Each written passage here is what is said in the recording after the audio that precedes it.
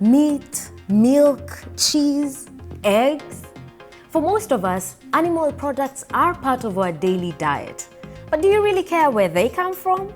I mean, it's easy to disregard that animals might have suffered for your food. In this video, we will be showing you just how some farm animals are being treated. So, buckle up. Huge quantities of animal products worldwide come from intensive livestock farming, a method which started in the 1960s. You don't know what that is? Well, here is Donald Broom, one of the world's leading experts on animal welfare. Intensive means that there are a lot of animals in the system. There is a large quantity of food, a large number of animals, a large amount of product. Some of the intensive systems, the animals are put in a very small space, and so there is a cost to the animals of a system which is cheaper for humans to run. This is footage from a range of different countries. Many animals on as little space as possible. Because that's how to maximize production output while minimizing costs. Let's take a closer look at one example. From 1990 to 2014, the global stock of chicken and ducks more than doubled. But the same cannot be said of the area in which they are raised. That means more animals on less space. Caged hens often have less living space than a standard piece of printing paper. And breeding sows in some countries are kept in crates where they can barely move for virtually their entire lives. Some farmers say the crates are to prevent the sows from fighting amongst themselves or stepping on their young ones. A recent study shows that 14 million pigs die prematurely each year in Germany. That is about 20% of all the pigs born in this country. So all of the farm animals are complex, sophisticated, sentient animals. And if you put them in a very small space, they have little opportunity to control what is happening to them, to control their lives. What that causes in the animal is poor welfare, and very often you see signs of that in that the animals have abnormal behaviors and abnormal physiology. So one of the things that you see if you have, for example, sows, female pigs, which are in confinement, then they show stereotypies, they show repeated behaviors, the same movements over and over again. Another problem in big crowded stalls is that diseases spread much faster.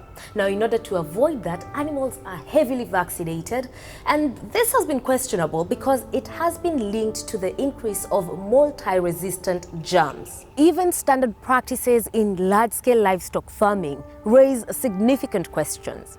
But then there's also the question of what happens in stalls when no one seems to be looking.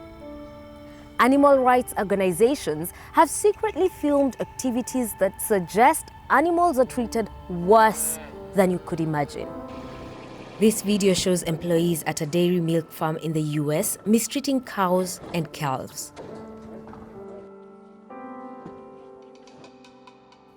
And this footage shows how violently pigs are slaughtered in Cambodia.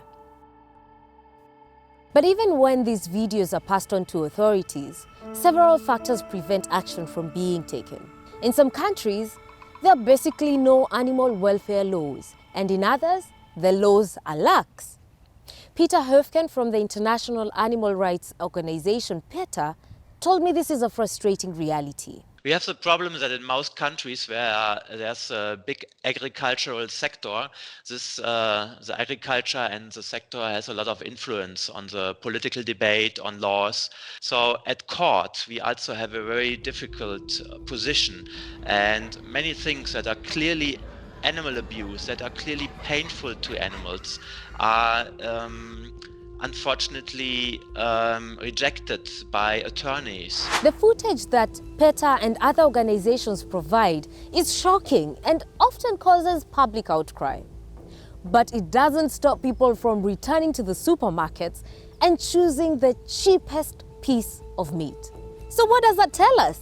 The setting of documentaries that enrage us and the supermarket setting are very separate. Another thing is that we might feel that is it our individual responsibility to sort out what is really a political responsibility. These things together make it easy to maybe arrive at some kind of self-betrayal. With our behavior, we support all the things that we've just seen.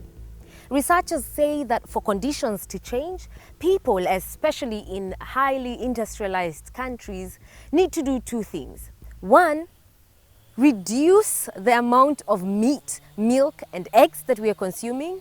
And two, be willing to pay more for better quality products. Because there are farmers who work under better conditions. Peter Zens is one of them. He runs an organic dairy and poultry farm here in Germany. Switching from conventional to organic farming was a very good decision for us. The changeover period was difficult because we had to produce by organic standards, but sell the product as a conventional one. That hurt financially and leaves a big gap. But it's really nice to farm without any pesticides, and it's great for the animals. We've noticed that the cows' hooves are in much better condition now. The fact the cows are not in the shed all the time is having a noticeable effect. And while we try to make sure that's kept clean, it's clear the meadow is drier and more natural for the cow. Organic livestock farming is still a niche. Globally, 1.4% of farmland is organic. And even within this type of farming, there are still huge differences and concerns about the conditions of livestock. Many animal rights activists want politicians to get involved in making better global standards for livestock. Concerned consumers can also put pressure on the authorities. And what else can we do? Well, we can have a better look at what's landing on our plate. These are my thoughts about animal farming. But I also want to know yours. What should be done to improve the living conditions of livestock? Share your opinion in the comment section below. Until next time, goodbye.